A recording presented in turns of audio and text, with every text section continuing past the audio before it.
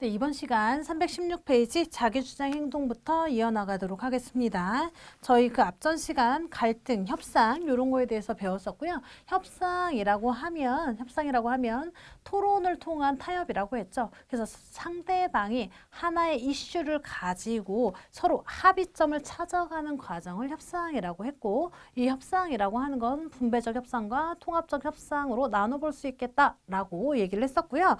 이 협상의 원칙에 대해서도 얘기를 했고, 협상에서는 무엇보다도 신뢰가 가장 중요하다라고 얘기했던 거 아마 기억하시겠죠? 그래서 협상의 원칙에서 여러 가지가 말했었는데, 개인 행동보다 문제에 초점 맞추자, 이슈에 초점 맞추자, 시간을 넉넉하게 갖자, 신뢰를 먼저 형성하자, 다양한 대안을 마련하자, 이런 것들이 다 협상의 원칙이다라고 얘기를 했었고요. 이 협상할 때는 절대 비난하는 말 하면 안 된다라고 했던 거 기억하시죠?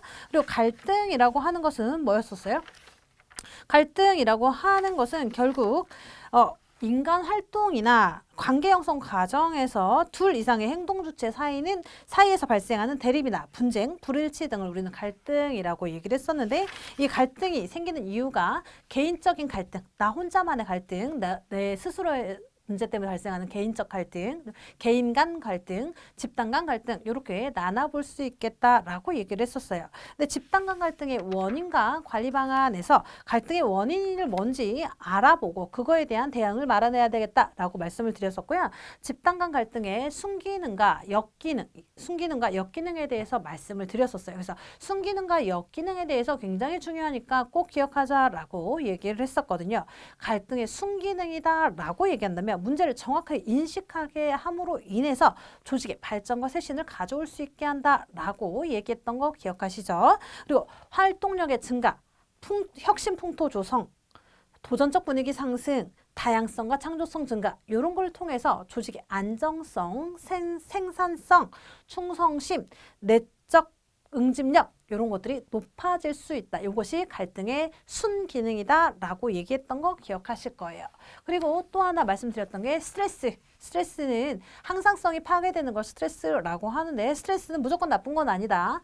적정한 스트레스를 유지하는 것은 나의 발전을 가져올 수 있다, 개발할 수 있다라고 얘기를 했었죠. 근데 이 스트레스 관리를 할 때 스트레스 관리가 필요한데, 개인적 차원의 스트레스를 관리하는 것과 조직적 차원의 스트레스 관리 방안이 약간 다르다라고 얘기를 했었는데, 개인적 차원의 스트레스 관리 방안은 뭐 그냥 스스로 스트레스를 내 삶의 일부로 받아들이자 뭐 이런 말 기억하시겠죠. 그리고 조직적 차원에서의 스트레스 관리는 어떻게 했으면 좋겠냐라고 이렇게 얘기를 했을 때, 일단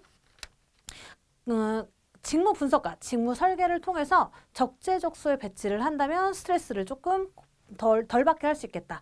스트레스를 관리할 수 있겠다라고 얘기를 했었고요. 물리적 업무 환경을 개선시켜주는 것도 개인적이 아닌 집단 간 조직 차원에서의 스트레스 관리 방안이다 라고 얘기할 수가 있었습니다. 그리고 또 어떤 것들이 있었냐면 분권화 및 참여적 관리, 간호관리자의 리더십과 관리 능력 개발 이런 것들도 다 조직 차원의 스트레스 관리 방안이다 라고 얘기를 했고요. 적정 수준의 인력을 확보하고 적정 수준의 업무량을 주는 것도 조직적 차원의 스트레스 관리 방안이다 라고 얘기를 했었습니다. 기억하시죠? 네, 기억하시라고 제가 다시 한번 읊어드리는 거예요.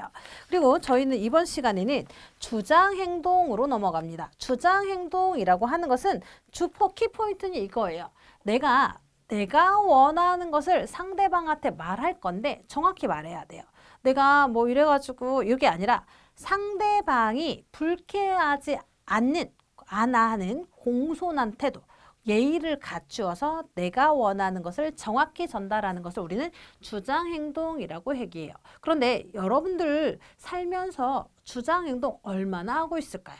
그죠? 대부분은 그냥 좋은 게 좋은 거야, 좀 참지, 이런 경우가 굉장히 많으실걸요? 그런데 어떠세요? 참아봤더니 가만히 있으니까 가만히인 줄 아시죠? 그죠?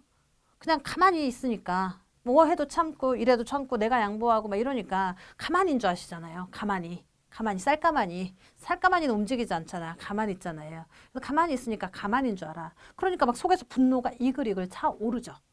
이거는 주장 행동을 하지 못하고 있다라고 얘기할 수가 있어요. 그래서 주장 행동이라고 하는 것은 내가 말하기 굉장히 힘든 거 알아. 상대방한테 나의 의견을 전달하는 게 이를테면 좋은 건 괜찮아. 예 할 때는 괜찮은데 아니요 할 때요. 아니요. 제 의견은 그렇지 않습니다. 이를테면 저는 그날 오프를 꼭 받아야 됩니다. 아니면 나는 저한테 이 업무는 과분한 적당하지 않은 것 같습니다. 요런 얘기 할 때